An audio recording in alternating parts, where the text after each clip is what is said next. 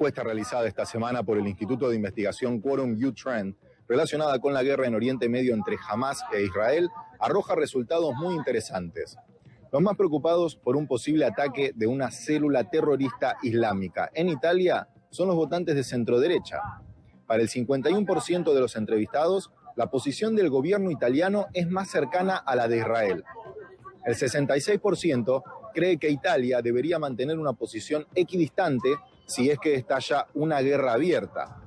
La probabilidad de un atentado terrorista en Italia como consecuencia de la situación en Oriente Medio y de la guerra entre Hamás e Israel divide a los italianos. Para el 45% es probable, para el 46% es improbable, mientras un 9% contestó que no sabe.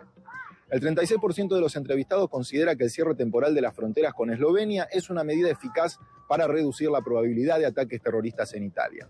Según el 54%, sin embargo, es ineficaz. Un 10% respondió que no sabe.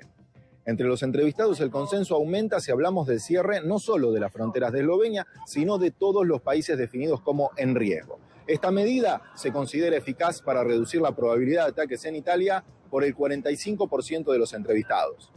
Los encuestados que también consideran ineficaz esta medida son el 49%.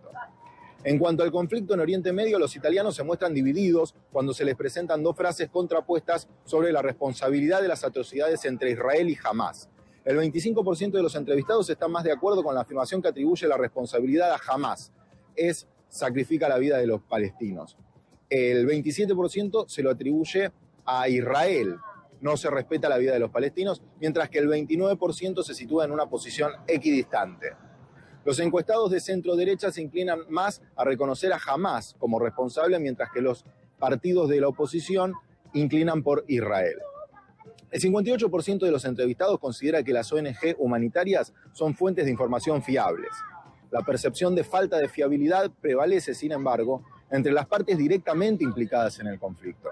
A Hamás, solo el 12% lo considera fiable como fuente de información. Al gobierno palestino, solo un 20% lo considera fiable. Al gobierno israelí, solo un 25% de los encuestados lo considera una fuente de información fiable, pero tampoco parece muy fiable el gobierno de los Estados Unidos, con un 36% de confianza. Para el 51% de los entrevistados, la posición actual del gobierno italiano es más cercana a la de Israel. El 10% cree que el Ejecutivo está más cerca de Palestina y el 16% que está equidistante.